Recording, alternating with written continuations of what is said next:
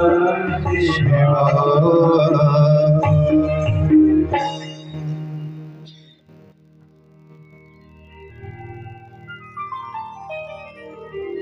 श्रद्धेय परात्पर अखिलेश्वर अकारण करुण वरुणाल्य भगतवांच्या कल्पतरू अखिल ब्रह्मांड नायक अनादि अनंत भगवान सदाशिव की वंगमयी प्रतिमा श्री शिव महापुराण दैवाधिदैव भगवान शंकर आदिशक्ति जगज्जननी मां मोगानी वृंदावन बिहारी लाल मेरे वांके ठाकुर इस क्षेत्र के समस्त देवी देवतागण देव बड़े जोगी जी महाराज हैं।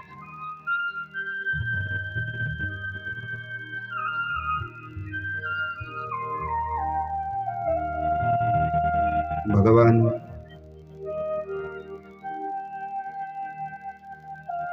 जमदग्नि की ये दिव्य तपोस्थली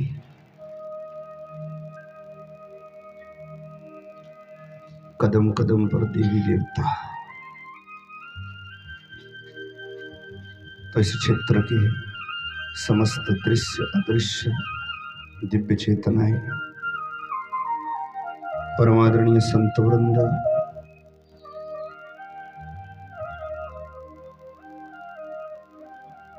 पावनी आदिकाल से कल्याणकारिणी मास्तद्रु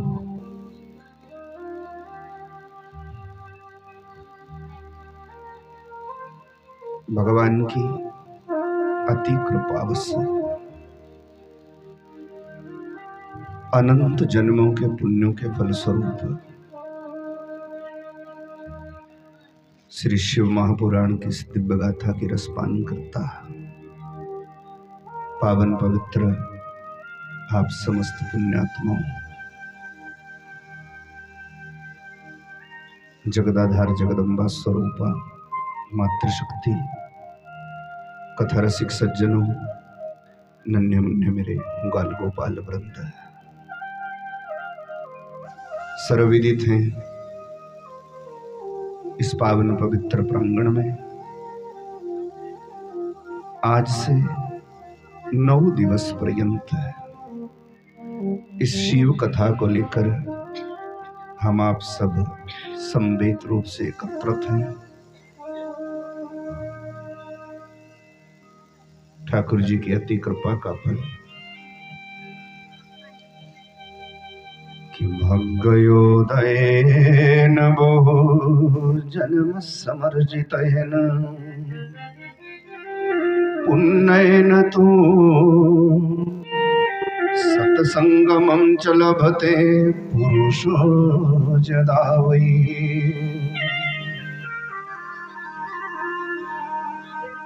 कदाचित एक जन्म के पुण्य से हमारे को अच्छे खानदान में जन्म मिल जाता, एक जन्म के पुण्य से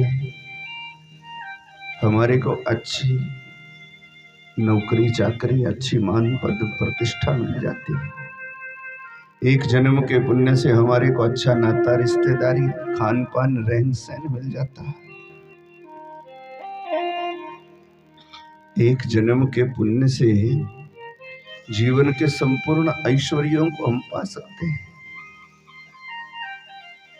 पर भगवान की कथा और सज्जनों की संगति एक जन्म के पुण्य का फल नहीं है कि जन्म जन्मांतरे भवेत पुण्यम। जीव के कई कई जन्मों का पुण्य उदय होता तो एक आध घड़ी का सत्संग मिलता, या तो यूं मान लो कि कई जन्मों के पुण्यों का फल है एक आध घड़ी का सत्संग भगवान की कथा। श्री हरि की अति कृपा का फल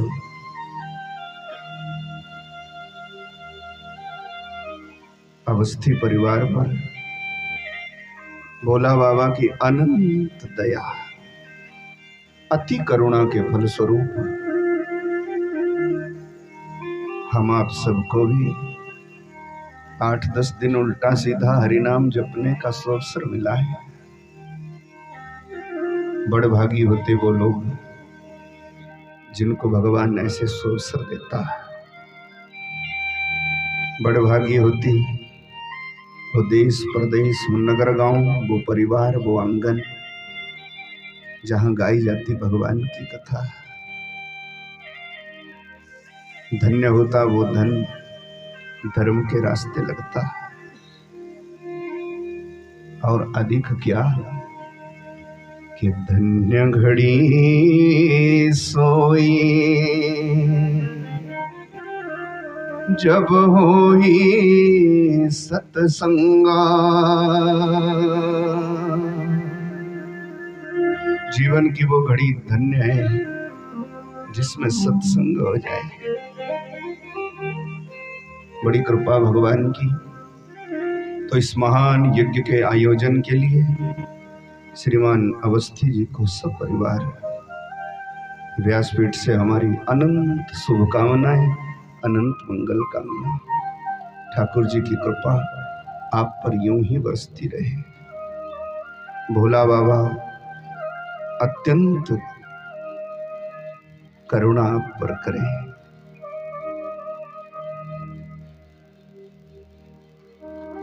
ये ठाकुर जी की अति कृपा है।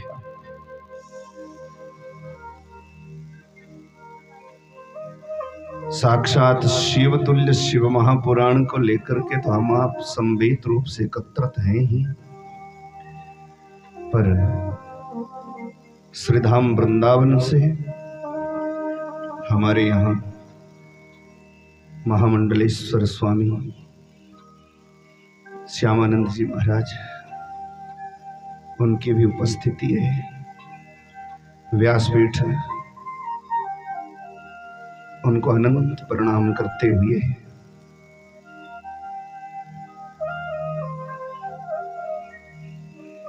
इस शिव महापुराण को प्रारंभ कर रही। भगवान की कथा और संत दर्शन जब एक साथ हो जाएगा तो कथा कीर्तन जाकर भयो और संत भय महिमा। ता घर हरिवासा कीन्हा वो घर वैकुंठ समा। वो घर वैकुंठ के तुल्य हो जाता जहां संतों की सन्निधि और भगवान की कथा हो रही। तो ठाकुर जी की भी अपार कृपा है। और परम बड़भाग शिव महापुराण की कथा का प्रारंभ और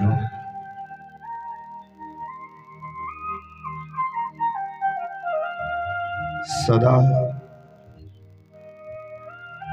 हम सबके आदर योग्य हमारे बीच में जाने माने कथावाचक परमादरणीय और हमारे तो पिता तुल्य कह लो डीटी शर्मा जी भी हमारे बीच में उपस्थित हैं। मैं अवस्थी जी से शिमला में सुनता कई बार, वो कहते कि हमारे श्रीमती जी के मामा जी हैं और वो भी कभी कभार शिमला आते रहते हैं। पर आज ये भी बड़भाग है कि आपकी भी शिव महापुराण में उपस्थिति है। तो व्यासपीठ आपको वंदन करें और आपके दीर्घ आयुष्य की शुभकामना करते हुए आपको बार बार अनंत वंदन।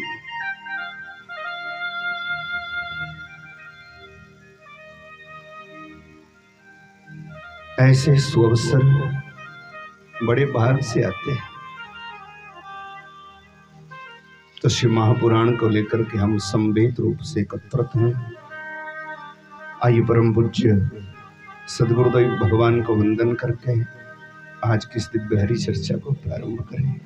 शोभायमान मंगलमय अपनी व्यासपीठ से इस महान गाथा के रसपान हेतु आप सभी का हार्दिक अभिनंदन, हार्दिक स्वागत है। बोले सदगुरुदेव भगवान की श्री शिव महापुराण।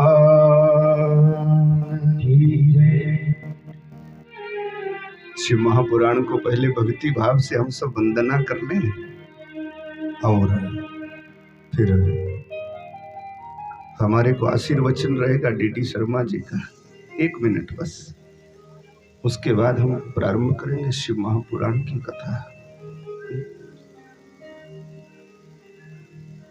कि वंदे अहं शिव पुराणं सर्वदा प्रसन्नधि। कि शिव प्रसन्नतायां दद्यात् स्वपदयोरतिम्। शिव महापुराण। तो भक्ति भाव से शिव महापुराण को हम सब वंदना करते हैं। प्रसन्न होकर के भगवान शंकर अपने चरणों में हमें प्रीति प्रदान करें।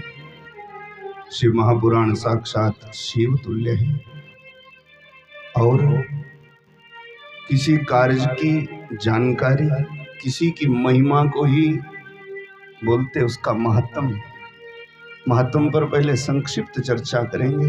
ये शिव महापुराण क्या है, इसकी कथा कब, कैसे, क्यों और इसके करने से क्या फल मिलता, पहले किस किस ने इस कार्य को करके अपना जीवन सुधार लिया, इन सब बातों का विवेचन ही महत्व है।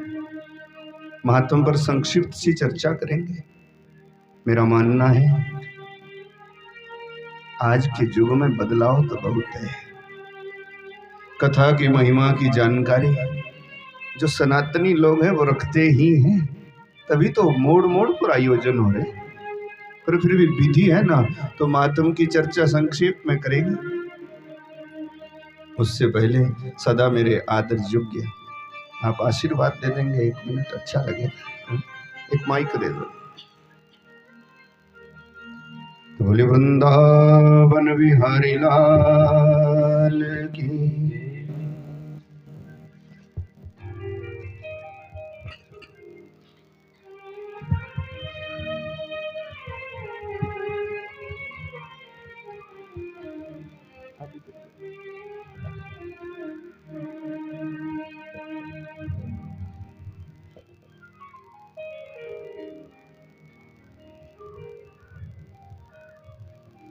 तो बड़ा सौभाग्य है हमारा। बिहारी लाल की जय। आशीर्वाद नहीं थोड़ा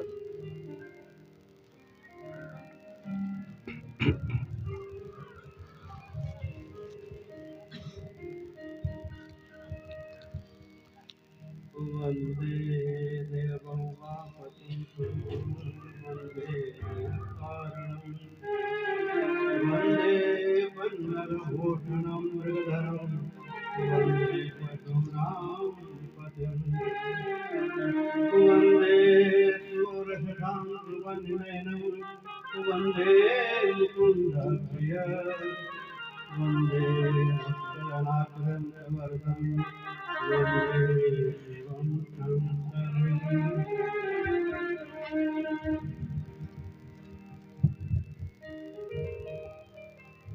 व्यासपीठा में हमारे समक्ष आसीन हमारे श्रद्धा के असीम श्रद्धा के पात्र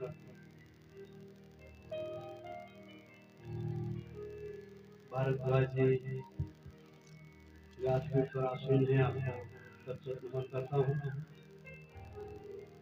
यद्यपि हमारा पूर्ण परिचय इस रूप में नहीं हुआ, परंतु कृष्ण मंदिर में आपका आना बहुत बार चर्चा का विषय रहता है। तो परिचय तो आपको प्राप्त था, आज साक्षात दर्शन करने का अवसर प्राप्त हुआ, तो मैं आपकी बात में मानता हूँ। वंदे देव उमापतिम, कितना अहोभाग्य का विषय है। एक तो हमने इस वंदना में इस संसार के रचने वाले करता हरता भगवान शंकर को नमन किया है। आदि शक्ति महा गौरा से और एक भाव से जो मंगलाचरण में आपने पुष्प बिखेरे आशीर्वाद के महोदय, हमने एक नमन और भी किया है। उमापति, क्या सहयोग है तुम्हारी भांति, बहुत सुंदर।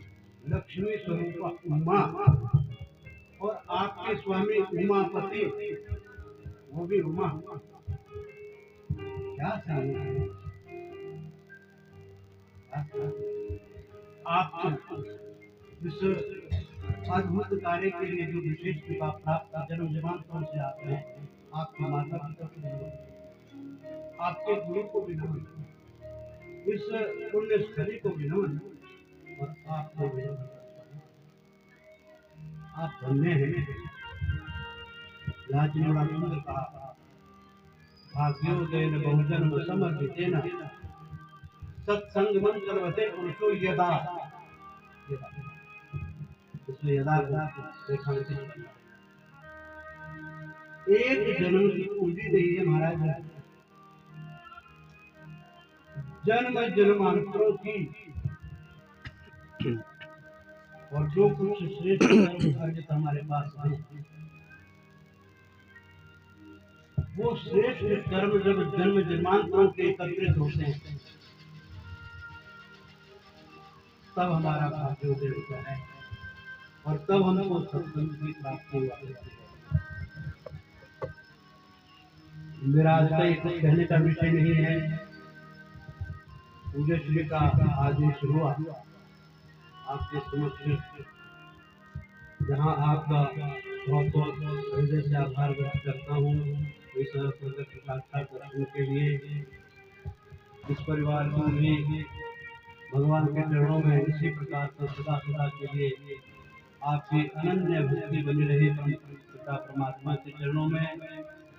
और ये सत्संग इसी प्रकार से ये दो धाराएं यहाँ सदा बहती रहे, एक शतद्रु मैया का प्रवाह और उसके तीर पर ऐसे होने वाले यदा यदा सत्संग, ये दोनों धाराएं निरंतर बहती रहे, यही प्रार्थना करता हूँ। और बहुत प्रभावित हुआ आपके जो सहयोगी हैं हमारे संकीर्तनाचार्य जी, आपने जिनकी गवाहियों से हमें चुना है, आपके संगीत के लिए हम प्रणाम करते हैं। बहुआयामी है, तो कह रहा था अभी बात कर रहा था, परिचय तो आपसे नहीं हुआ, परंतु माँ सरस्वती की आपके ऊपर ये विशेष कृपा बनी रहे। इसी प्रकार से आप व्यास जी के अंग संग रहते हुए सनातन की सेवा करें, अपने जीवन को धन्य करें, आपके लिए भी भगवान से कामना करता हूँ। और ये आज से चलने वाला एकादश दिवसीय जो सत्संग है, ये हम सबके लिए, इस परिवार के लिए, इस नगरी के लिए वरदायी हो। सबकी मंगल कामनाएं भोले बाबा शंकर भगवान पूर्ण करें। सत्संग की धारा इसी प्रकार से निरंतर बहती रहे और हमारे पूज्य श्री भारद्वाज जी इसी प्रकार से आपके मुख से यत्र सर्वत्र ये सनातन की परंपरा और ये गंगा यमुना की सरिता सदा बहती रहे।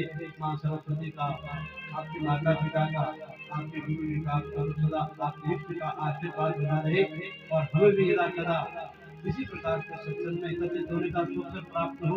इस अनुष्ठान की निर्विघ्नता से पूर्णता की मंगल कामना करते हुए आप सबके चरणों में नमन, आप सबके चरणों में नमन। पुरुषंकर भगवान की, व्यास जी महाराज की, इस पुण्य स्थली की ओम।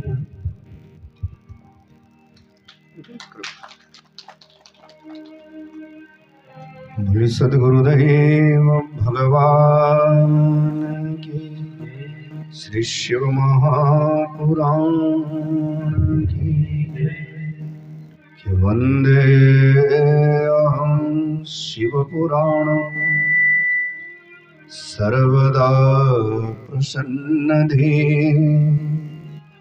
शिव प्रसन्नतायां दद्यात् स्वपदयोरतिम्।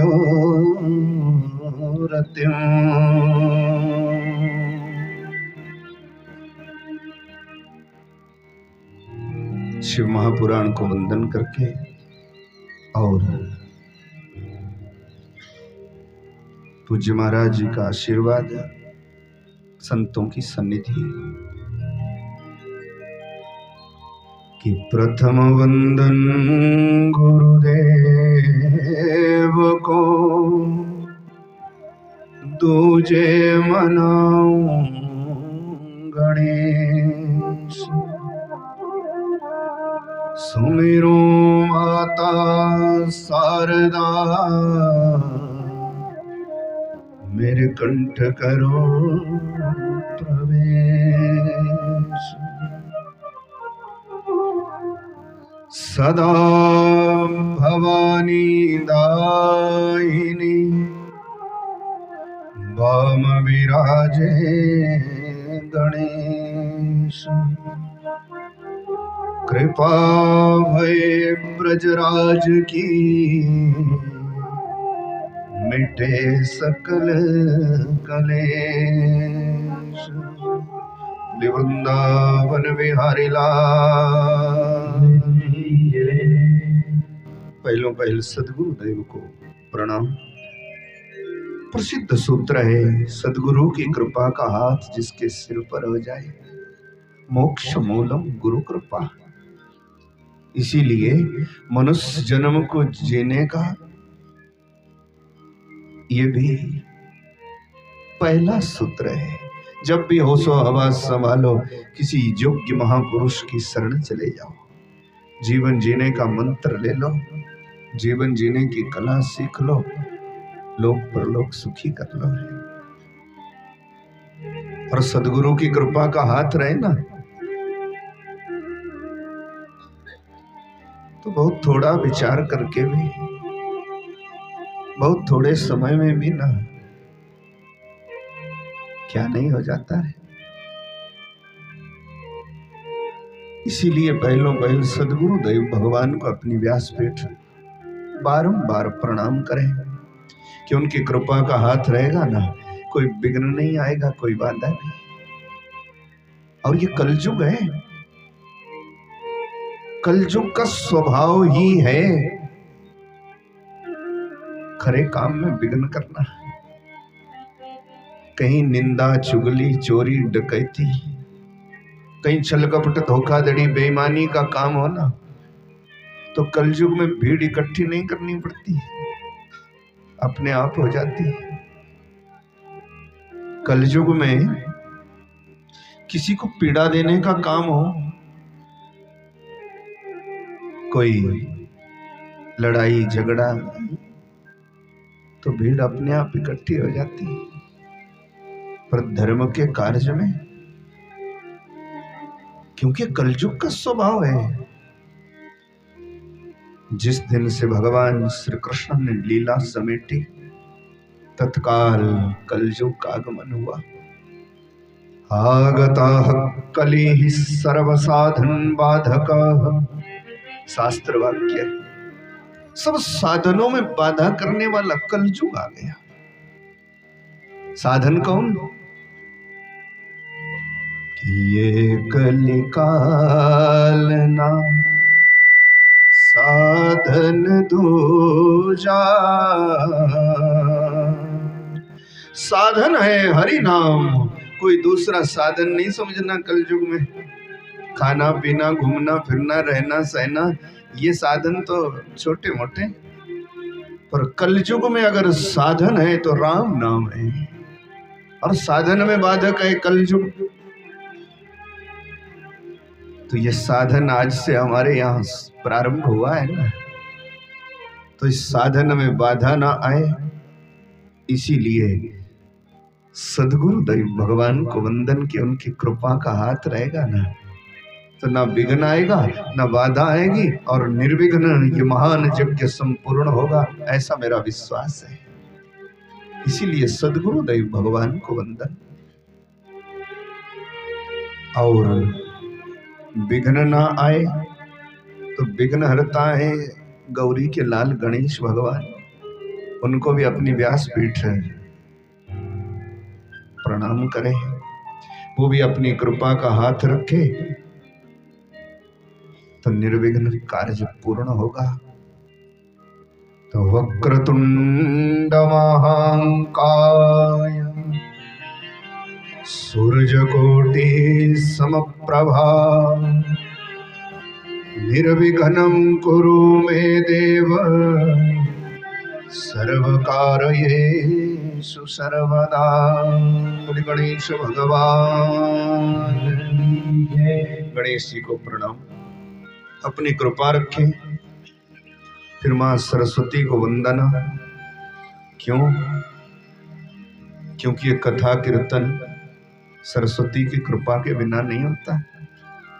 इसलिए वाणी की अधिष्ठात्री देवी को भी अपनी व्यासपीठ बारंबार प्रणाम करें कि उनकी कृपा रहे और खूब उल्टा सीधा हरि नाम हमसे जपाएं 8-10 दिन, कि मेरा भी कल्याण और आप सबका भी उद्धार। फिर अपनी व्यासपीठ इस क्षेत्र के समस्त ये तीर्थ भूमि है, तीर्थ स्थलों को प्रणाम करो,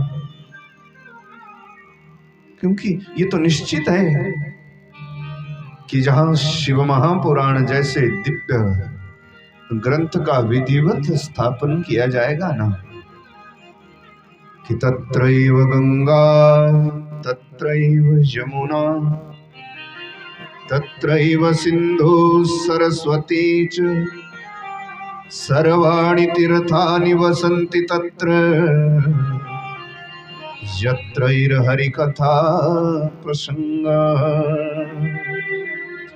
जहाँ भगवत कथाओं के प्रसंग होते ना, वहाँ गंगा जमुना सरस्वती चारों धाम, सब तीर्थ, सब देवी देवता चले आते। सब तीर्थों को वंदना कि वो अपनी हाजिरी निरंतर रखें कि हमारे कार्य में विघ्न ना आए। ठाकुर जी को प्रणाम। इस क्षेत्र के संत महंत सब दृश्य अदृश्य देवी देवताओं को, दिव्य चेतनाओं को मेरी व्यासपीठ प्रणाम करें कि इन सब की हाजिरी सुनिश्चित हो और न विघ्न आए न बाधा आए। फिर भगवान शंकर की कृपा तो है ही है, क्योंकि ये जो शिव महापुराण है ना, ये साक्षात शिव है। किसी की महिमा बताने वाला सर्वोपरि, शिव की महिमा बताने वाला शिव महापुराण, विष्णु की महिमा बताने वाला विष्णु पुराण, ब्रह्मा जी की महिमा बताने वाला ब्रह्म पुराण। कि सर्गश्च प्रति सर्गश्च वंशानुचरितम मनवनंतराणि च। पुराण के 5 लक्षण है। सर्ग प्रति सर्ग, सृष्टि बनती कैसे है, सृष्टि का लय कैसे होता, अनेक वंशों का वर्णन है जिसमें, और भूगोल की कथा है, समय का भान जिसमें बताया, सब मनुओं की कथा है। और 5वां लक्षण के भगवान की लीलावतार की कथा जिसमें है। पुराण 5 लक्षण, 5 लक्षणों से जो परिपूर्ण है उसी को पुराण बोलते, जिसमें किसी की पूरी आन है, ये समझ लो। शिव की महिमा बताने का जो सर्वोपरि साधन है वो शिव महापुराण है। और ये शिव क्या महात्म पर पहले चर्चा करेंगे। यद्यपि ये शिव महापुराण आदि काल में संतों की मंडली में भगवान वेद व्यास जी ने तीर्थराज प्रयाग में गाया और फिर तीर्थ धाम नैमिषारण्य पर सूत सौनक आदि हजारों ऋषियों की मंडली बैठी और शिव तत्व सूत जी से पूछा है। तो सूत जी ने कहा कि जैसा हमारे गुरु जी ने एक बार कल्पवास करते करते, और आज ये भी अद्भुत संजोग है कि आज माघी पूर्णिमा है? ये संजोग है कि माघ मकर गत रवि जब होई, तीर्थपति आवही सब कोई। माघ मकर गत रवि जब होई, तीर्थपति आवही सब कोई। बिनु सत्संग विवेक न होई, राम कृपा बिनु सुलभ न होई। पुण्य पुंज बिनु मिलहि न संता, सत्संगति संसति कर अंता। माघ मकर गत रवि जब होई, तीर्थपति आवही सब कोई। माघ का पवित्र महीना सबके सब तीर्थराज प्रयाग में वास करते भाई, और उसी का आज दिव्य समापन है। पूछो ऐसा सुअवसर और शिव महापुराण की कथा को लेकर हम आप सब संवेद रूप से एकत्रित हैं। तो मेरा भरोसा है कि जिसका जहां भाव से स्मरण किया जाएगा ना, उसको क्षण को वहां आना ही पड़ेगा। भरोसा है कि हम बैठे बैठे प्रेम से तीर्थराज प्रयाग का स्मरण करते करते शिव महापुराण की इस महिमा को हम गा रहे हैं। जरूर जरूर इस पवित्र माघी पूर्णिमा में तीर्थराज के स्नान का फल हमारे को शंकर जी देंगे, मेरा भरोसा है। सो जरूर बोले शिव महापुराण। आज ऐसा पवित्र संजोग, तो तीर्थ धाम नैमिषारण्य पर सौनक आदि 88,000 ऋषि सूत जी से शिव तत्व पूछते हैं। सूत जी सब शास्त्रों के विशारद हैं, क्योंकि गुरु कृपा है ना उन पर। जिस पर गुरु कृपा हो जाए, थोड़ा बहुत पढ़े लिखे ना, एक शब्द पर घंटों व्याख्या करने की सामर्थ्य आ जाती। पूछो ना, ये गुरु कृपा प्रसादी का चमत्कार है। नहीं तो वर्षों वर्षों तक पढ़ने पर भी ना थोड़ा बहुत बोलना मुश्किल हो जाता है। और गुरु कृपा जिस पर हो जाए तो मूकं करोति वाचालम, तब तो गूंगा कथावाचक हो जाता हमारी तरह भाई।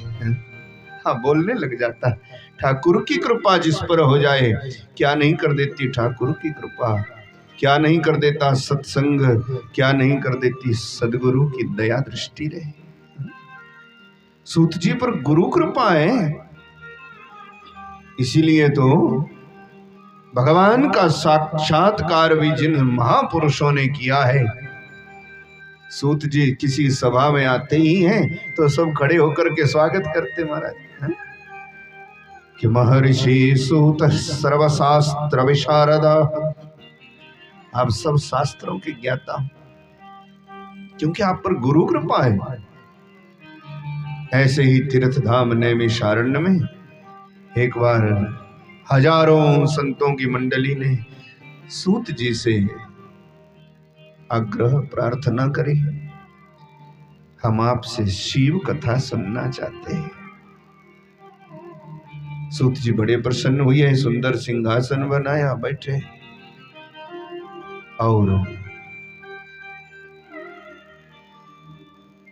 अपने सदगुरु भगवान वेद व्यास जी को वंदना करी तो सुनाना प्रारंभ कर दिया। ऋषियों, ये शिव कथा, शिव क्या है? तो बोले शिवोऽयं परमो देवः शक्तिरैषां जीवजा। सकल संसार में, सकल ब्रह्मांड में, प्रत्येक जीव में उठने बैठने चलने फिरने सोने जागने की जो शक्ति है ना, आंख में देखने की ताकत है, वो शिव है। वाणी में बोलने की सामर्थ्य है तो शिव है। उसकी इच्छा के बिना पत्ता भी नहीं हिल सकता है। जो सर्वत्र व्यापक है वो शिव है। उसके बिना ये सृष्टियां नहीं बन सकती। तब कहा कि उनका स्वरूप क्या है? बोले जो कण कण में विद्यमान है।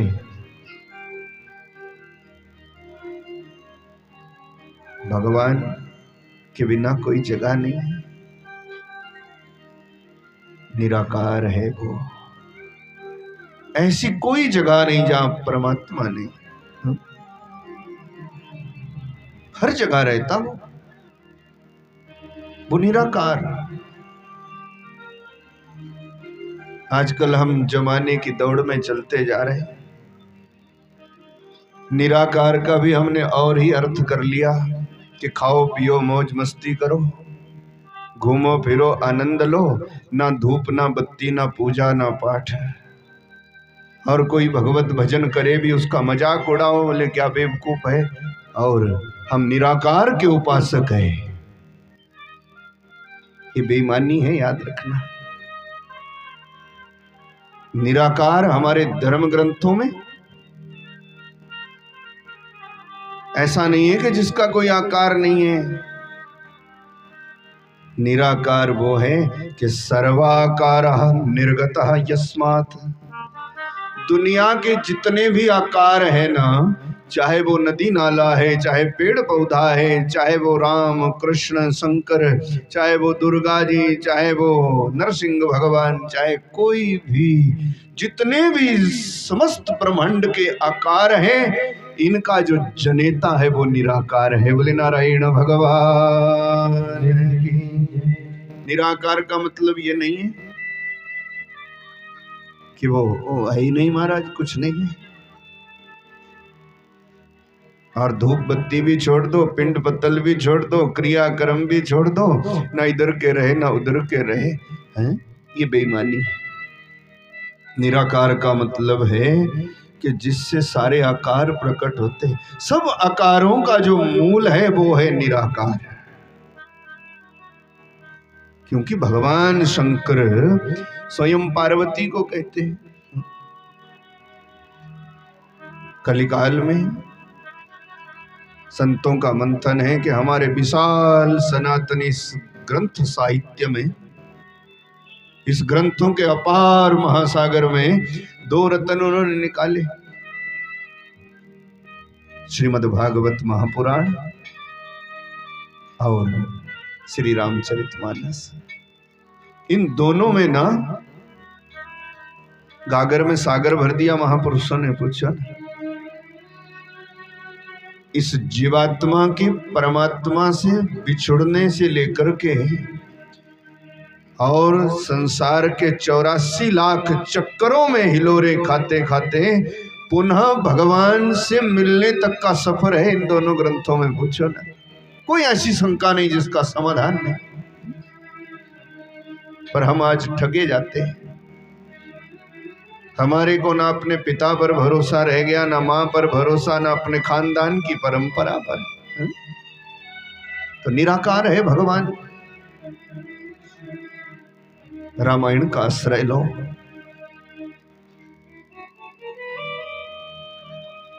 कि बिनु पग चलाई सुनई बिनु काना, कर बिनु कर्म करई विधि नाना।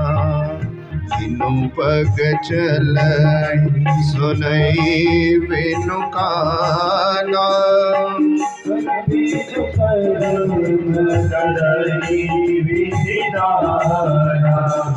बिनु आनन सकल रस भोगी, बिनु वाणी भगता भर जोगी। तन बिनु परस नयन बिनु देखा। क्या नहीं, भगवान शंकर ने कहा पार्वती ऐसी कोई जगह नहीं जहां परमात्मा नहीं, कण कण में विद्यमान है वो। पर वो ही संतों के भक्तों के हित दशरथ सुत हो जाता। तो निराकार सबका मूल है, जिससे सारे आकार प्रकट होते वो निराकार। शिव महापुराण की दृष्टि से कहें तो 3 भेद बताए महापुरुषों ने। भगवान निराकार है, कण कण में व्यापक है, उसी से सारे आकार प्रकट होते। और जब बुद्धि सूक्ष्म कर लो ना भजन कर करके, तो फिर वो पिंडी के रूप में शिव है, उसका विनाश नहीं है। निराकार सूक्ष्म और स्थूल है। निराकार है तो जो ऐसी कोई जगह नहीं, सब स्वरूप उसी से प्रकट होते। और उसको सूक्ष्म बुद्धि करके संत महापुरुष जब देखते ना, तो उसको सूक्ष्म रूप से पिंडी के रूप में देखते हैं, जो शिव की पिंडी है, जिसको शिवलिंग बोलते हैं हम लोग। एक बात बताएं, ये शिवलिंग जहां पर है ना, वहां और किसी मूर्ति की अगर व्यवस्था आपके पास नहीं है ना, तो शिव की पिंडी में आप ब्रह्मा जी को मनाओ तो प्रसन्न, शिव की पिंडी में आप दुर्गा जी को मनाओ तो खुशी, शिव की पिंडी में आप नारायण का भजन करो तो प्रसन्न। क्यों? क्योंकि वो सूक्ष्म रूप से पूर्ण परमात्मा है, उसका विनाश नहीं है। तो सूक्ष्म रूप से पूर्ण परमात्मा का अगर स्वरूप है, पहला नंबर तो वो कण कण में है, निराकार है। पर सूक्ष्म रूप से अगर पूर्ण परमात्मा का स्वरूप कोई है हमारे सनातन में, पिंडी के रूप में शिव है। और फिर वो ही भक्तों को सुख देने के लिए ना, निराकार सूक्ष्म हो जाता, सूक्ष्म स्थूल हो जाता है। कि जदा जदा हि धर्मस्य ग्लानिर्भवति भारत, अभ्युत्थानम् अधर्मस्य तदात्मानं सृजाम्यहम्। जब जब जैसी जैसी जरूरत पड़ती, तब तब वो जैसा अच्छा समझता वैसा अवतार लेकर के स्थूल होकर के दुनिया का कल्याण करता। भाई फिर उसकी लीला है, उसकी कथा है? उसको धारण करके दुनिया अपना उद्धार कर लेती। बस कण कण में व्यापक है वो ब्रह्म, उसके बिना कोई जगह नहीं। और संत बुद्धि हो जाए, भेद दृष्टि ना रहे ना जब, तो वो पिंडी के रूप में शिव है। यहाँ पर लोग धार्मिक मान्यताओं का निर्वहन करते हुए ना द्वैत रखते, लड़ जाते। कोई कहता नारायण बड़ा है, कोई कहता शिव को नहीं मानते हैं। बोलो, कोई शंकर को नहीं मानता, कोई नारायण को नहीं मानता, कोई बोलता तेरा गुरु बड़ा कि मेरा गुरु बड़ा। इसी में लड़ते लड़ते जिंदगियां खो देते लोग हैं। पर जब बुद्धि सूक्ष्म हो जाए, भगवान की बात अच्छी लगने लगे ना, तो वही शिव है, वही राम है?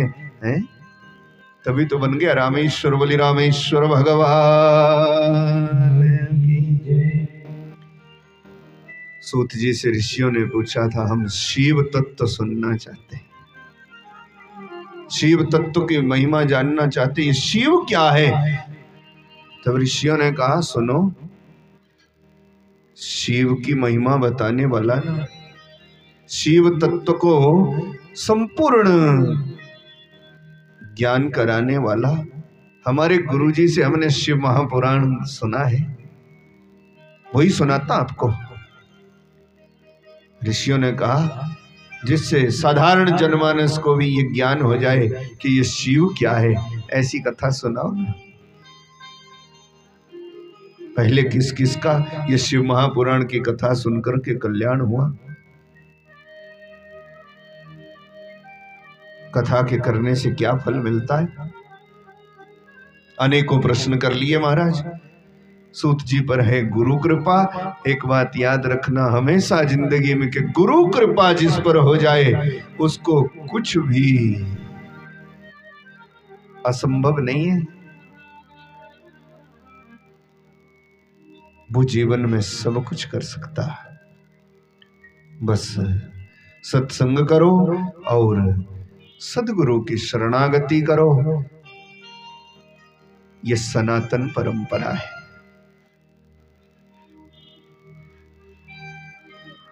सूत जी ने सुनाना प्रारंभ किया। बोले, सुनो, शिव की महिमा बताने वाला सर्वोपरि ग्रंथ है शिव महापुराण।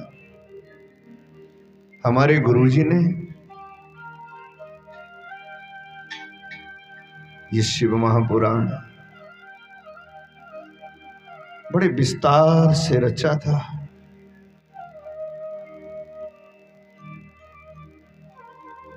महापुरुषों ने शोध करके इसमें 24,000 मंत्र रखे, 7 संहिताएं हैं, छोटा ग्रंथ नहीं है। शिव महापुराण में 7 संहिताएं यानी 7 भाग कर दिए इसके। विश्वेश्वर संहिता, रुद्र संहिता, शतरुद्र संहिता, कोटि रुद्र संहिता, उमा संहिता, कैलाश संहिता और वायु संहिता। और सुनो, 18 पुराणों में ना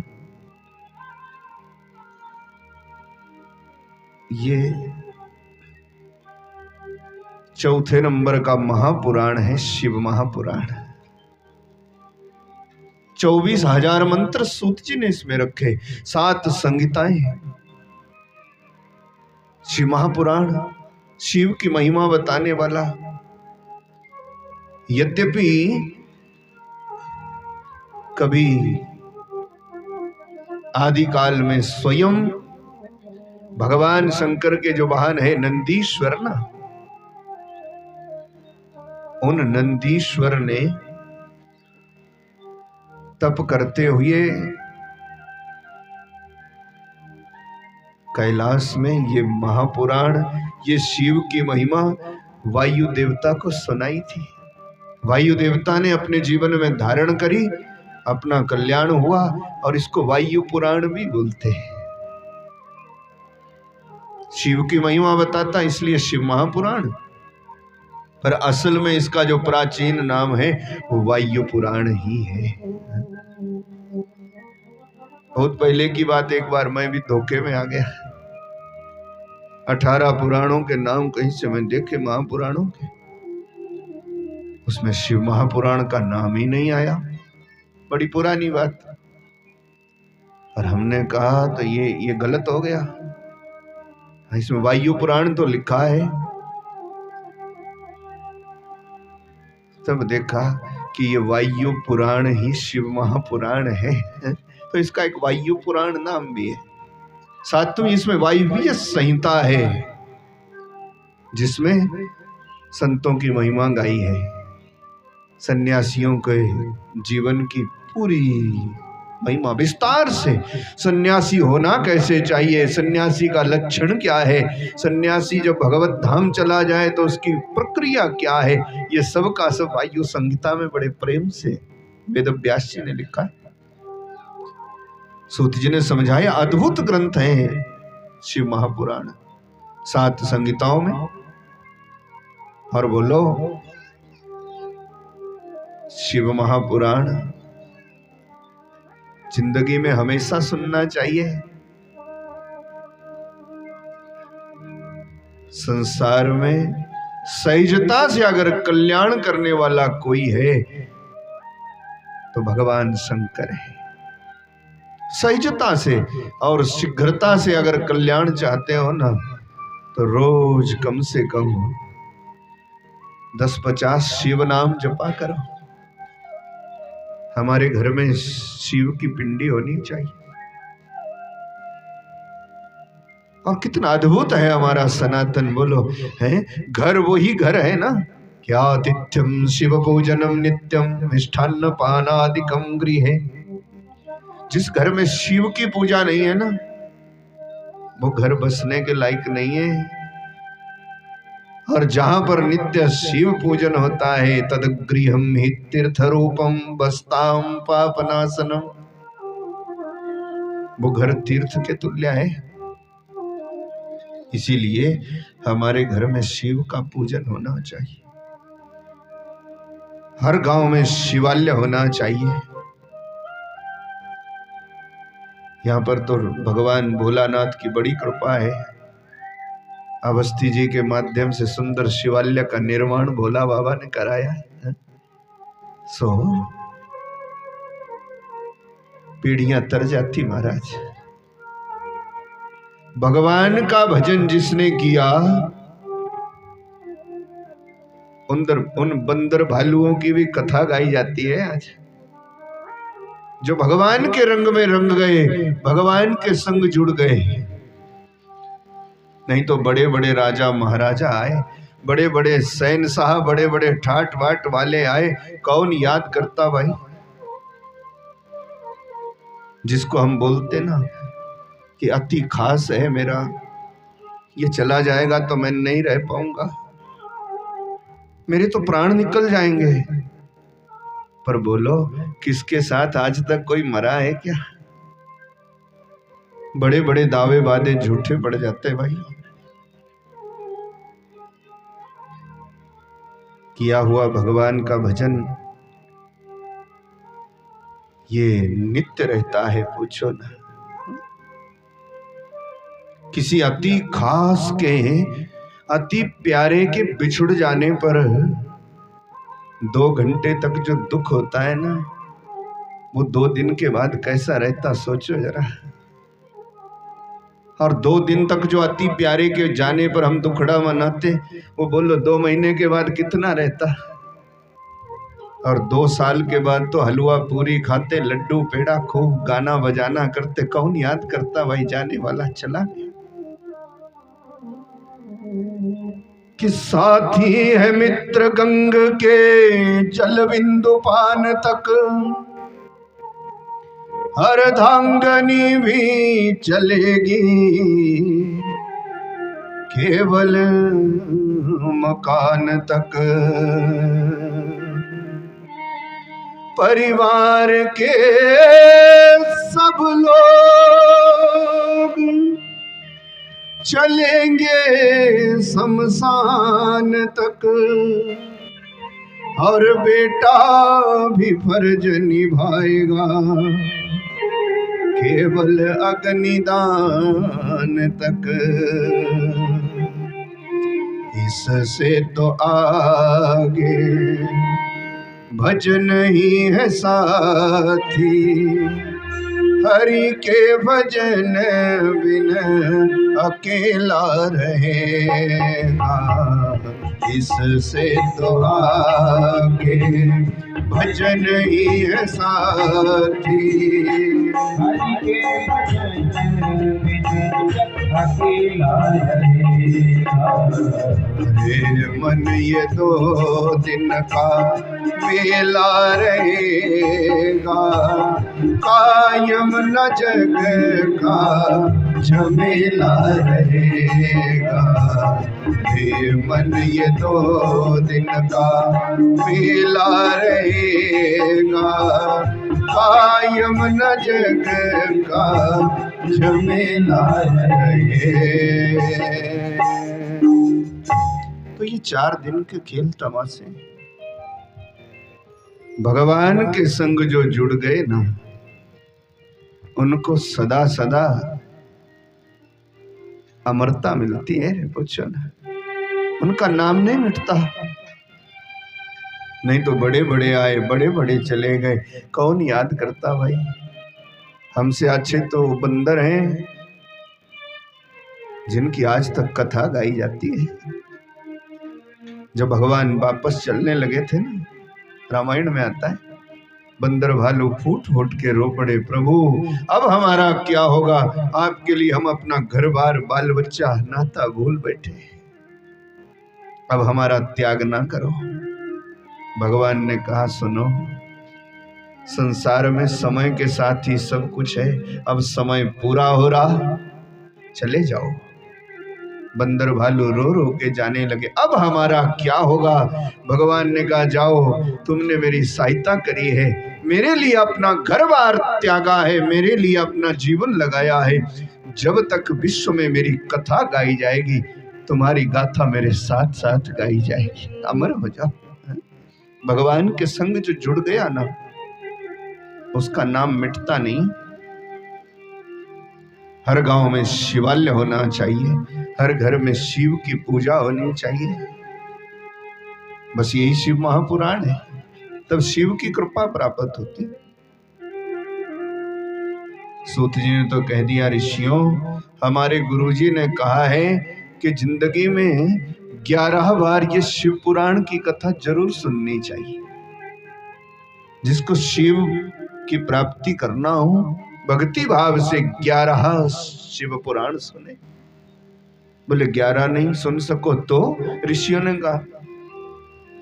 और ये राष्ट्र संतों का है, ध्यान रखना। ये तो पता नहीं कौन दुराचारी दुष्ट बीच में घुस गए, जिन्होंने सनातन को इतना जटिल बता दिया कि हमारे लोग टूट टूट के भाई सनातन से किनारा करने लगे। नहीं तो ये इतना फ्लेक्सिबल, इतना लचीला है, पूछो ना। हर जगह से ऋषियों ने कहा 11 बार नहीं सुन सको तो बोले 9 बार सुनो। 9 बार नहीं सुन सको तो 7 बार, 7 बार नहीं 5 बार, 5 बार नहीं 3 बार, 3 बार नहीं तो 1 बार, तो 11 दिनों तक जरूर शिव महापुराण की कथा सुनो। संतों ने कहा कलयुग आएगा, ऐसे भी लोग होंगे उनके पास 11 दिन भी जिंदगी में नहीं होंगे, तो क्या करना बोलो। पर यह कथा इसलिए नहीं है कि चलो छूट देते गए, ये तो अति आवश्यकता में है। मनुष्य को चाहिए वो धर्म कर्म नित्य करे, भजन नित्य करे। भजन नित्य है, भजन के बिना उद्धार नहीं है। भजन अपने लिए है। भजन जानते आप भजन क्या होता? क्या कि क्या क्या कमाया हमने, आओ हिसाब कर ले। आज तक क्या किया जो बहुत, क्या नहीं किया जो बहुत पहले कर लेना चाहिए था। क्या करते आए जो कभी करना नहीं चाहिए था। अगर ये खरे खोटे का ज्ञान आ गया तो समझ लो भजन शुरू हो गया भाई। आज के लिए तो थोड़ा ही भजन है। आज कितने बजे तक सुनाना अवस्थी? हम तो मौजी कथावाचक है, हमारे को ये भी पता नहीं होता कथा का समय क्या है। अवस्थी जी तो हमारे परम स्नेही है बहुत वर्षों से। नहीं तो हम जैसा ऐसा कथावाचक एक जगह गया, उसको जजमान के नाम का ही पता नहीं था। हाँ सच बोले आपको, इस चक्कर में हम कम ही पढ़ते हैं। इसीलिए पूछ रहे हैं आज जितना भी सुनाना, फिर हम खुले आदमी हैं ना, जितना सुनाते 5 बजे तक सुना। हाँ ठीक है ना, 5 बजे तक बढ़िया। अभी कितने बजे? हाँ ठीक। एक ख्याल पक्का रखना, हैं? बोलिए वृंदावन बिहारी लाल। तो क्या क्या कमाया हमने, आओ हिसाब कर ले। क्या क्या कमाया हमने, आओ हिसाब कर ले। क्या क्या कमाया हमने, आओ हिसाब कर ले। कितनी किताब पढ़ ली, खुद की किताब पढ़ ले। कितनी किताब पढ़ ली, खुद की किताब पढ़ ले। क्या क्या कमाया हमने, आओ हिसाब कर ले। क्या क्या कमाया हमने, आओ हिसाब कर तो आज तक क्या किया जो नहीं करना चाहिए था, क्या नहीं किया जो बहुत पहले कर लेना चाहिए था। बस ये ज्ञान जिंदगी में आ जाए, समझ लो भजन शुरू हो गया। भजन कोई केवल घड़ी भर का नाच गाना नहीं। हाँ, नाच गाना वो समर्पण है। उसमें फिर ये पता नहीं लगता कि ठुमका उल्टा है कि सीधा है। जो दिखा दिखा के करो सो नाच गाना है, वो सत्संग नहीं है। हाँ, कभी कभी फिर ये पता नहीं लगता कि हम नाच रहे हैं कि गा रहे हैं। उसको समर्पण भाव बोलते हैं। खरे बुरे का ज्ञान भजन है। सो 11 बार शिव पुराण ना सुन सको तो एक बार जरूर सुनना चाहिए। और फिर भी कोई ऐसा संकट आ जाए कि 11 दिनों तक ना सुन पाओ तो 9 दिनों तक शिव की शरण में बैठो, महात्म में लिखा है। फिर भी अति संकट आ जाए तो 7 दिनों तक, 7 नहीं तो 9, 5, 5 नहीं तो 3, 3 नहीं तो कम से कम जिंदगी की एक रात्रि ऐसी हो जो हम शिव के सानिध्य में बिताएं, तो भी भोला बाबा कल्याण कर देता है। पर इसका मतलब ये नहीं है कि चलो एक ही रात्रि की तो बात है, कभी आएगी और धीरे धीरे धीरे बुढ़ापा आ जाता है। कभी ऐसा मौका आता है नहीं, बोले एक रात की तो बात है, कभी देखी जाए। शिव पूजा तो नित्य है। कथा में आएगा, हम आपको सुनाएंगे। ऐसा कोई दिन नहीं, कोई बार नहीं, कोई महीना नहीं जिस दिन शिव की पूजा नहीं है। नहीं तो देवी मंगलवार को ही खुश होती है कि नहीं। सिद्ध बाबा एतवार को मानता, कोई देवता शनिवार को खुश होता, कोई वीरवार को। पर भगवान शंकर के लिए सब खुला है। 24 गुणा 7 कभी भी। भगवान की पूजा नित्य है। कोई ऐसा दिन महीना नहीं जब शिव की पूजा नहीं। ठाकुर की पूजा नित्य है। जिंदगी में बिना भजन के, बिना भगवान के नाम के ना रहो, बस यही सार है। तो शिव के चरणों में जरूर बिताएं ये समय। एक बार भी जिसने जिंदगी में शिव महापुराण की कथा सुन ली, उस महापापी की भी मुक्ति हो जाती। सूत जी ने कहा कि धन्य कथा शिव पुराण से परम पावने, यस्याः श्रवण मात्रेण पापिनाम अपि मुक्ति भाग। सूत जी ने कहा सुनो, ये जो शिव महापुराण की कथा है ना, ये धन्य है। एक बार भी सुन ली किसी ने, महापापी की भी मुक्ति कर देती। ऋषियों ने कहा महाराज, हम तो समझ रहे हैं इस बात को, पर साधारण जनमानस कैसे समझ पाएगा। कोई ऐसा उदाहरण दो ना कि किसी महापापी की मुक्ति हुई हो, जरा सुन करके ये बताओ। तब संक्षेप में आपको भी बता दो, नहीं तो 5 बज जाएंगे। हाँ, कि एक देव नाम का ब्राह्मण था। सूत जी ने कथा सुनाई जो मातम में, कि घड़ी भर को भी कभी शिव महापुराण या शिव का सानिध्य, शिव की शरण हो जाए, महापापी की भी मुक्ति हो जाती। सूत जी ने कहा कि देव नाम का ब्राह्मण था, अच्छे खानदान में पैदा हुआ, बोलो। और कभी कभी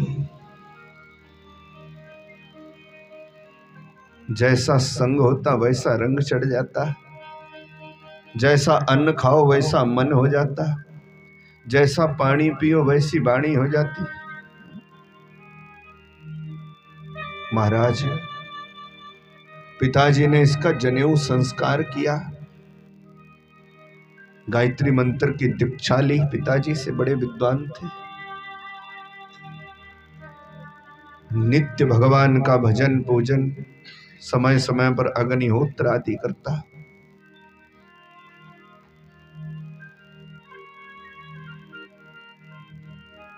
सदगुरु की शरणागति जरूर करो, सत्संग जरूर करो, क्योंकि मनैव कारणम बंध मोक्षयो। ये जो मन है ना, ये बड़ा चंचल है, ये हर कहीं लग जाता, बस भगवान के भजन में ही नहीं लगता, पूछा ना, पूजा पाठ में ही नहीं लगता, हर कहीं लग जाता। सुंदर बाग बगीचा देखो तो नजर ठहर जाती है ना, कैसा फूल पौधा है, कैसा बढ़िया है। सुंदर कहीं भवन बना हुआ देखो, कहीं बढ़िया पार्क वार्क दिखाई दे तो मन करता है थोड़ी देर देख लें यार, कितना बढ़िया बनाया है। खान पान का इंतजाम कहीं हो तो ठहर जाता मन, रुको, बस माला पकड़ी नहीं कि जमाई आई नहीं। बोले नारायण भगवान, ये मन भजन में नहीं लगता और हर जगह लग जाता। भाई कथा से हमारे को शिक्षा है, कभी कभी ना ये बलवती इंद्रियां बड़े बड़े विद्वानों को भी आकर्षित कर लेती।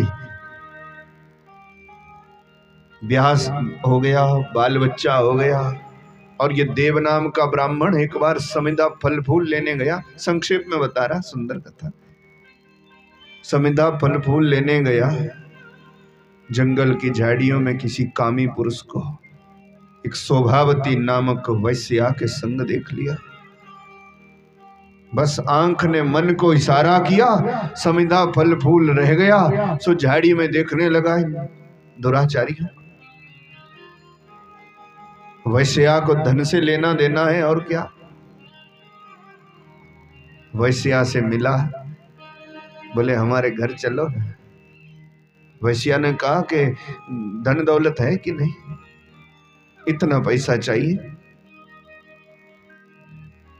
ऐसे कुसंग में फंस गया, पूछो ना। सूत जी कहते वैश्या को ले आया, बाल बच्चा किनारे कर दिया, वैश्या का संग कर लिया, और पिताजी का जो धन था चुरा चुरा करके सबका सब खत्म कर दिया। धन सदा नहीं रहने वाला, जितना भी जोड़ लो। अब कथा आएगी, कल आपको बताएंगे कि आत्म वित्तम त्रिधा कुर्यात धर्मम वृद्धि आत्म भोगता, शिव महापुराण का वाक्य। और जगह तो बोलते ना कि धन का 10वां हिस्सा धर्म के उसमें लगा दो, 10वां लगाओ। पर शिव महापुराण ये नहीं कहती। शिव महापुराण में लिखा कि आत्म वित्तम त्रिधा कुर्यात, जितनी आपकी कमाई है उसके 3 भाग कर लो। पहला धर्म के लिए रखो, धर्म के लिए हमारा व्यक्तिगत मत है, हम कहते हैं उससे उद्यापन भी कराओ, उससे पूजा पाठ भी कराओ, उससे व्रत भी करो भाई, उससे तीर्थ यात्रा भी करो। ऐसा नहीं कि सब दान पुण्य के लिए ही रख दो। उससे अपनी काया का शोधन भी करो, तो मन भी शुद्ध करो, चलो एक भाग इसमें लगा लो, बढ़िया रहे। आत्मवित्तम त्रिधा कुर्यात, एक हिस्सा धर्म के लिए और दूसरा वृद्धि के लिए रखो। अगर धन से धन नहीं कमाओगे तो चाहे आपके पास कितना खजाना हो, सब खत्म हो जाता है। धन सदा रहने वाला नहीं है।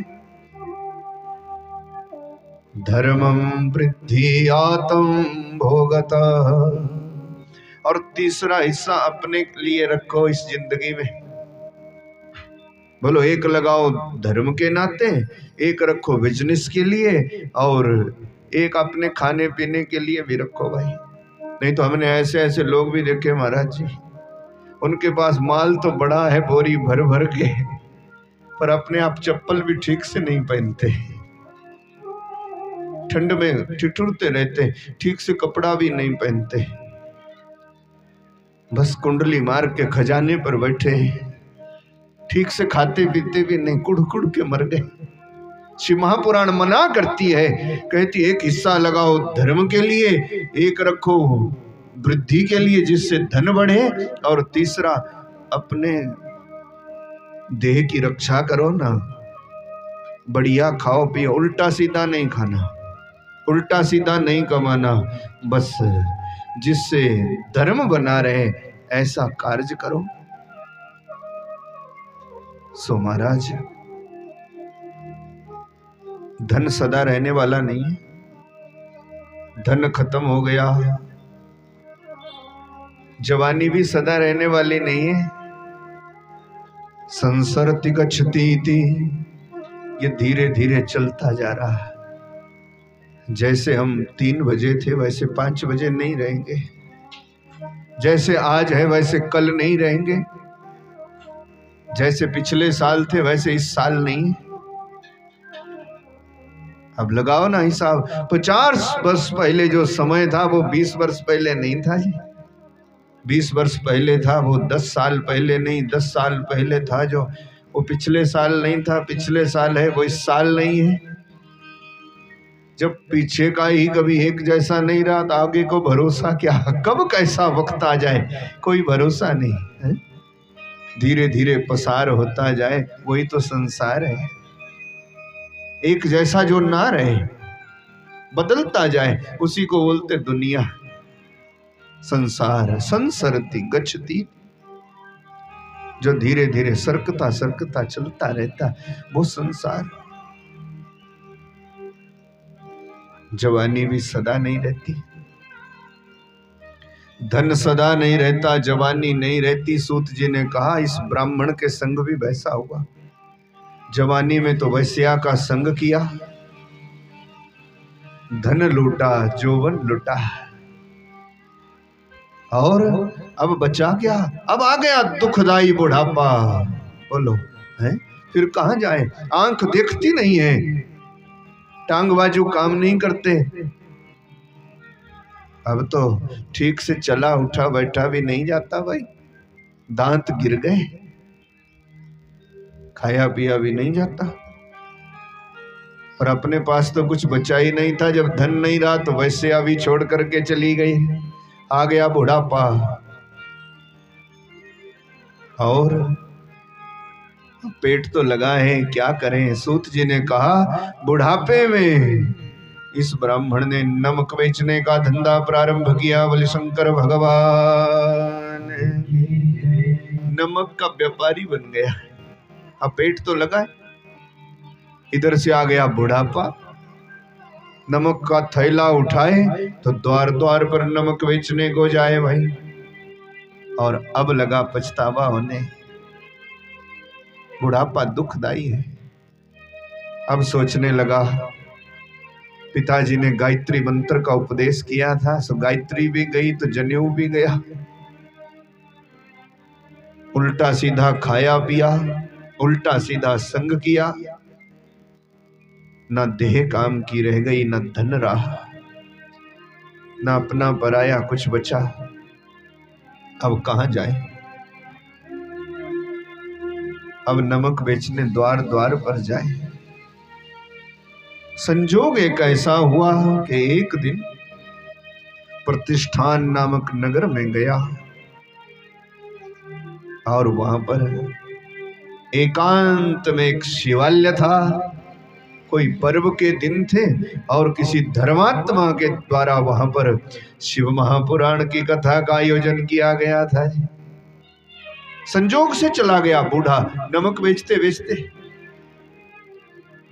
और जैसे जा रहा था तो रास्ते से चलते चलते कान में पड़ गई शिव महापुराण की आवाज।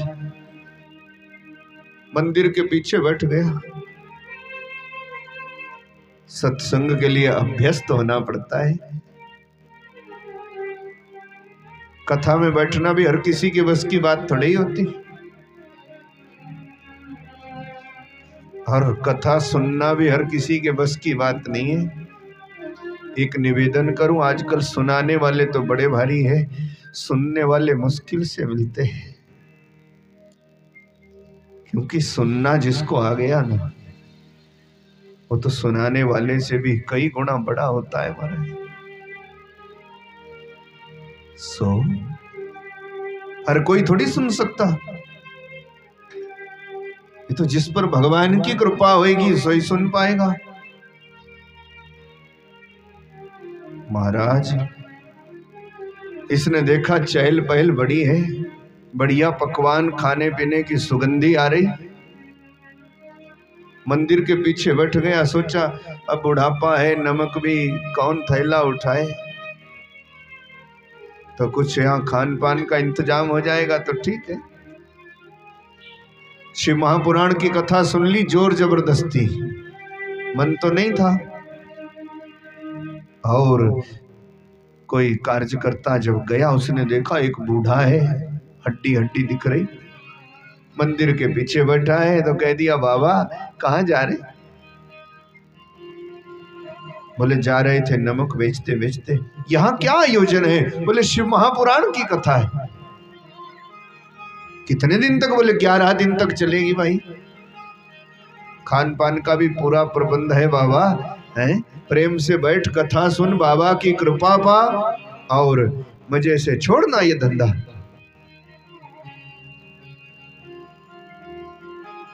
अब बुढ़ापे में चाहो कि सत्संग में मन लगेगा? ना ना, अभ्यास करना पड़ता है। कथा से बस यही सीख लो कि बुढ़ापा आएगा तब मन लगेगा। ना ना ना ना, मन बड़ा भारी चंचल है। भगवान कृष्ण ने कहा अर्जुन कि यो अंत काले स्मरेत माम, जो अंतकाल में मेरा स्मरण करता है सो मुझको प्राप्त कर लेता है। अंतकाल में जैसी बुद्धि होगी, जिस देवी का जिस देवता का स्मरण करेगा उसी को प्राप्त होगा, और जो मेरे को भजेगा वो मुझको पाएगा। तब अर्जुन ने कहा तो ठाकुर फिर ये ढोंगबाजी क्यों कर रहा, कि ये सब क्यों बोल रहे कि जपो भगवान का नाम, नित जपो, रोज गाओ, है? ये तो सीधा सौदा है कि जब लगा कि अंत समय अब आने वाला है, तब श्री कृष्ण कृष्ण कृष्ण कृष्ण बोला, आपको पा गए। पूरी जिंदगी ठाठ वाठ करो। तो भगवान को हंसी आ गई। भगवान ने कहा अर्जुन, ये अंत समय में हमारा नाम निकल जाए ये बहुत मुश्किल है। ये कैसे होगा? बोले अभ्यास जोगे न तू कम तय, ये अभ्यास से होगा, इसको अभ्यस्त होना पड़ता है। जैसी आदत बना लोगे ना बचपन से, वैसा ही फिर बुढ़ापे में काम आता है। अब जिसने जिंदगी भर व्यापार किया तो बुढ़ापे में माला लेकर के बिठा दो, बैठेगा कभी? पूरे व्यापार की कथा सुनाएगा जी? सत्संग मिले तो भगवान की कृपा मानो। हम अपने को बड़भागी मानते इसलिए कि रोजगार का साधन भी है, अच्छा खान पान भी चल रहा ठाकुर की दया से, बढ़िया रहन सहन भी है जगह जगह, और इस कथा के नाते ना हमने वो जगह देख ली जो कई जन्म भी नहीं देखते, सच कहें आपको, है? और कथा की तो हमारी औकात क्या, कथा का हम कभी नहीं जानते। आपको सच बोले तो कथा बड़ी परे की साधन है। कथा कि तब कथामृतम तप्त जीवनो। कथा तो बड़ी परे की बात है। कथा जीवन में आ जाए ना तो मैं मेरा तू तेरा, खरा खोटा ये सब पता नहीं कहां चला जाता। कथा तो प्राप्ति का नाम है, और प्राप्ति त्याग से है। जब तक त्याग नहीं कर पाओगे कथा कैसे आएगी? ये तो कहानी है। कथा जिंदगी में यूं थोड़ी आ जाती है। पर बड़भागी अपने को हम इसलिए मानते कि इसी भगवान की लीला के नाते ऐसी ऐसी जगह देख ली, ऐसे ऐसे लोग कृपा कर देते जो कई जन्मों तक भी मिलने नहीं थे भाई, सो ठाकुर की कृपा से मिलते। बड़भाग है। और बड़भाग इसलिए कह रहे कि भगवान ने सेवा भी ऐसी दी है ना, दिमाग भी छोड़ जाएंगे ना बुढ़ापे में, दिमाग भी छोड़ जाएंगे तो कम से कम अपने को बड़भागी इसलिए मानते, सच कह रहा, कि अगर दिमाग भी छोड़ जाएंगे तो भी कहानी भी कहेंगे तो भगवान की कहेंगे, हैं सब कुछ भी भूल जाएंगे तो कहेंगे यार अवस्थी जी के गए थे एक बार हम शिव महापुराण की कथा करने, हैं महाराज पूछो ना, इतनी जनता हुई कि ऐसी कथा हुई कि ये हुआ कि सो हुआ, कुछ भी होएगा ना तो पागलपन में भी नाता तो कन्हैया से जुड़ा रहेगा। इसीलिए बड़भागी मानता अपने आप को। ऐसी सेवा भगवान ने दी है तो कम से कम ये भजन तो होता रहेगा। नहीं तो पूरी जिंदगी जिसमें लगा देंगे फिर बुढ़ापे में वही ख्यालात आता है। इसीलिए भजन करो, सत्संग करो, और कि अंत समय में भगवान का भजन बने। बेस करे रा पुत्री सका, मेरा बेस कर, मेरा बेस कर देना, बढ़ाना कम नहीं करना। बोली वृंदावन बिहारी लाल की जय।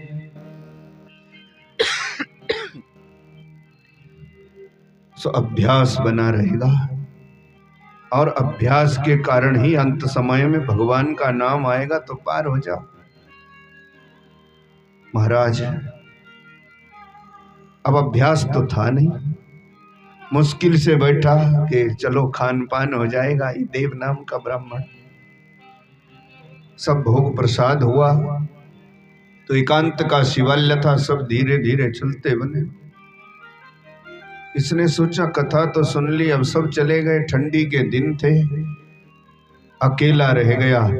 तो जब इसको ठंड होने लगी ना तो लिखा है शिव महापुराण में कि ठंड के मारे ज्वर पीड़ित, बुखार आ गया। रात को बुखार आया तो बूढ़े ने सोचा अब कहाँ जाएं, चला गया शिव जी के मंदिर में, यहाँ बैठे और बोलो। बुखार के कारण ये ठंडा हो गया तो बिल्कुल ही ठंडा हो गया है? और शिव महापुराण की कथा एक बार जिंदगी में सुनी थी, शिव क्षेत्र में मरण प्राप्त किया। ऋषियों पूरे जन्म का महापापी संजोग से ये देव ब्राह्मण शिवलोक को प्राप्त हुआ। बोली शिव महापुराण। तो धन्य कथा शिव पुराणस्य परम पावनी, यस्या श्रवण मात्रेण पापिनाम अपि मुक्ति भाग। ऋषियों महापापी की भी मुक्ति कर देती। फिर कथा की विधि बताई थी और फिर नियम बताए। आपको एक बात कहें, शिव महापुराण में कथावाचक के और श्रोता के नियमों की इतनी बड़ी लिस्ट बनाई है ना,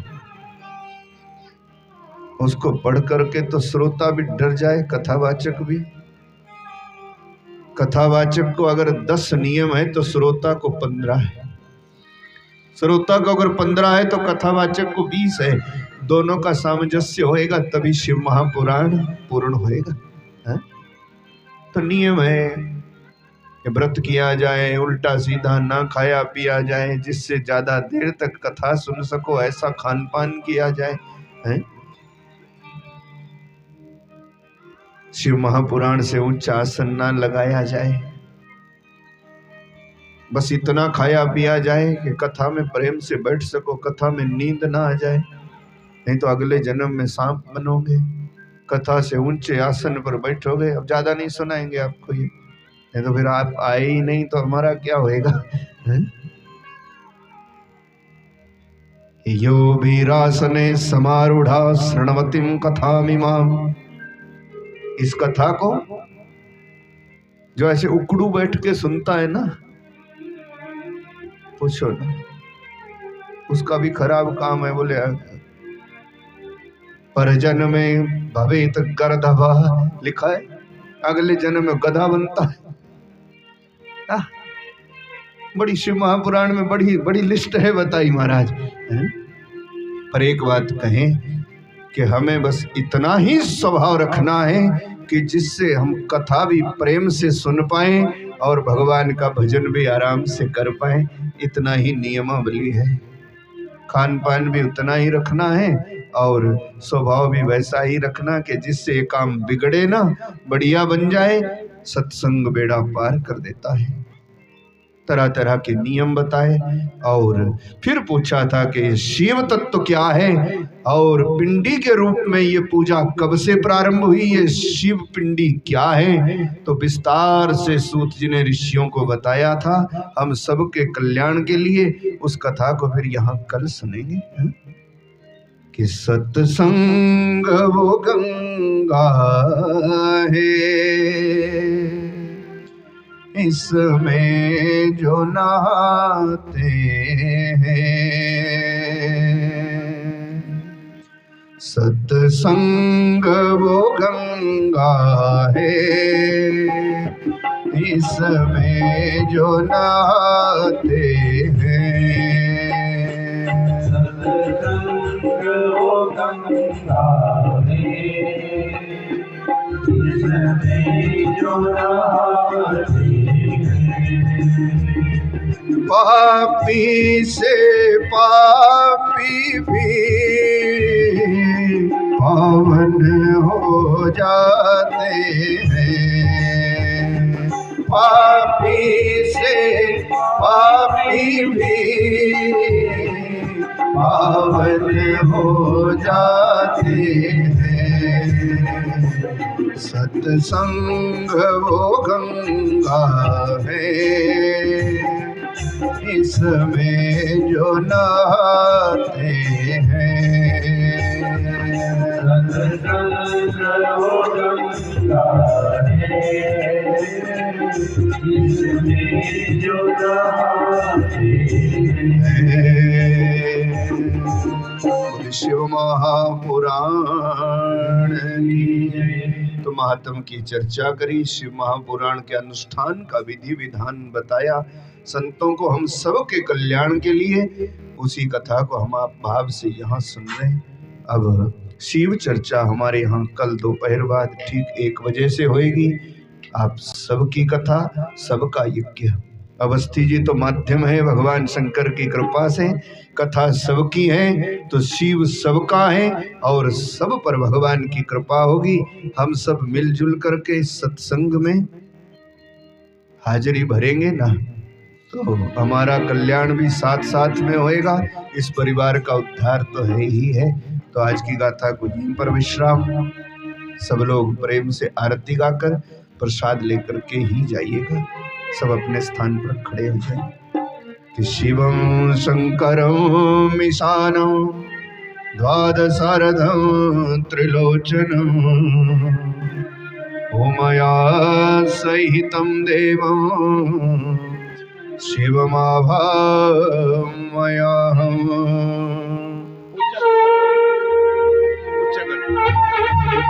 जय शिव ओंकारा भोले हर शिव ओंकारा।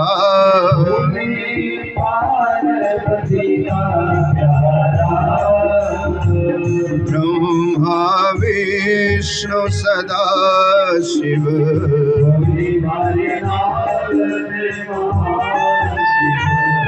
अर्धांगी गौरा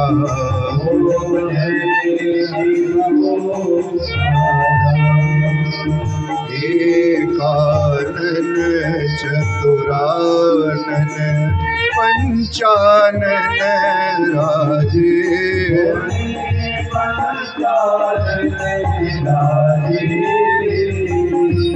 हंसासन गरुड़ासन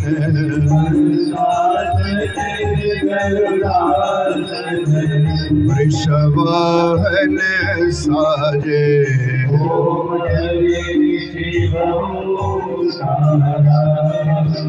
दो भुज चार चतुर्भुज 10 भुज ते सोहे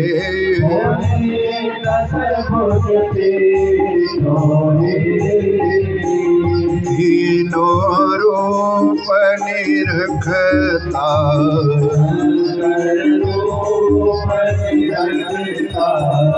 त्रिभुवन जन मोहे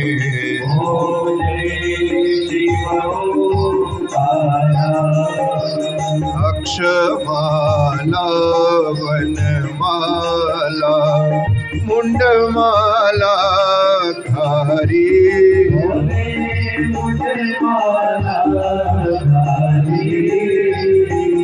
चंदन मृग वद सोहे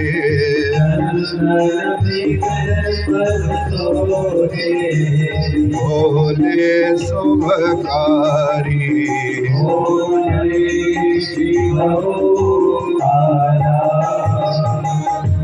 श्वेतांबर पीतांबर पाघांबर अंगे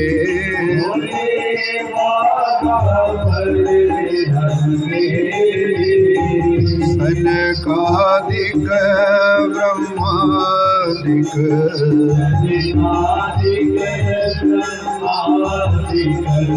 भूतादिक संगे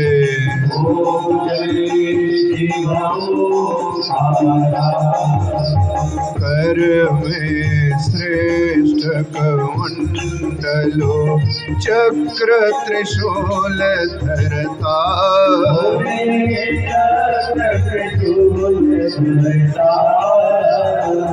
जग करता जग हरता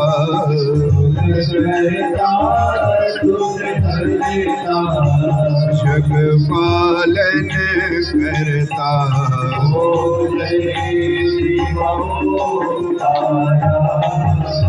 ब्रह्मा विष्णु सदा शिव जानत विवेका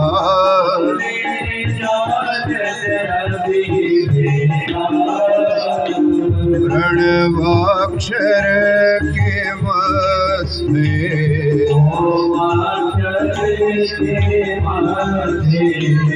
या तीनों एका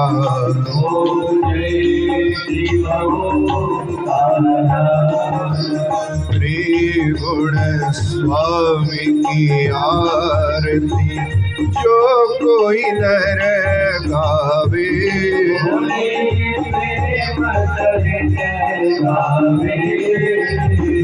कहत शिवानंद स्वामी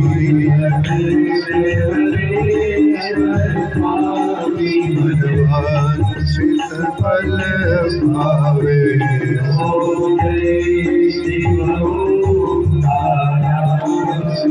जय शिव ओंकारा बोले हर शिव ओंकारा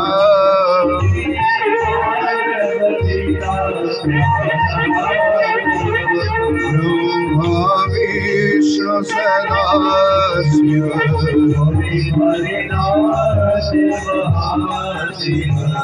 अर्धांगी गौरा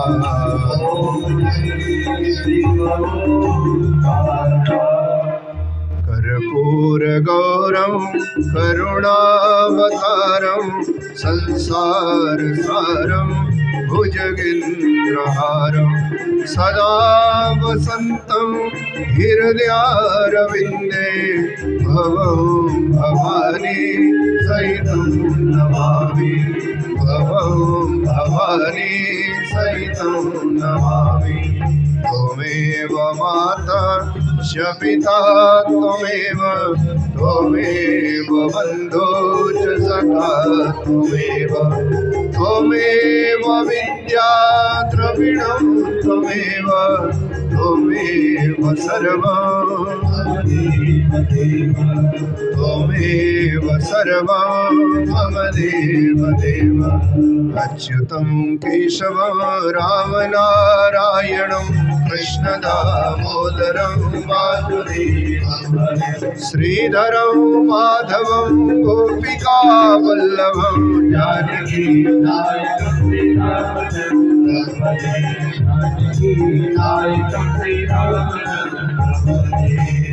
स्वस्ति प्रजाभ्य परिपालयन्तां न्यायेन मार्गेण महीम् गोब्राह्मणेभ्यो शुभमस्तु नित्यं लोकाः समस्ता सुखिनो भवन्तु लोकाः समस्ता सुखिनो भवन्तु सर्वे भवन्तु सुखिनः सर्वे सन्तु निरामयाः सर्वे भद्राणि पश्यन्तु मा कश्चित् दुःखभाग् भवेत्। बोलिए शिव महापुराण की शंकर भगवान की जगत जननी जगदम्बा मैया की श्री वृंदावन बिहारी लाल की सत्य सनातन धर्म की यज्ञ नारायण भगवान की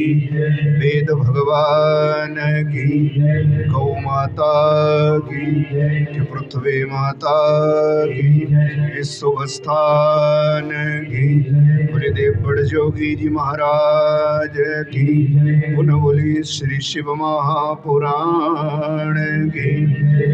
ओम नमः पार्वती पतये हर हर महादेव हर हर महादेव हर हर महादेव। ओम शांति शांति शांति। ओम सब लोग हैं बारी बारी से भगवान को प्रणाम करते हुए पुष्पाक्ष लें। तदुपरांत सब लोग प्रेम से प्रसाद भंडारा लेकर के जाइएगा, बिना प्रसाद के कोई ना जाए।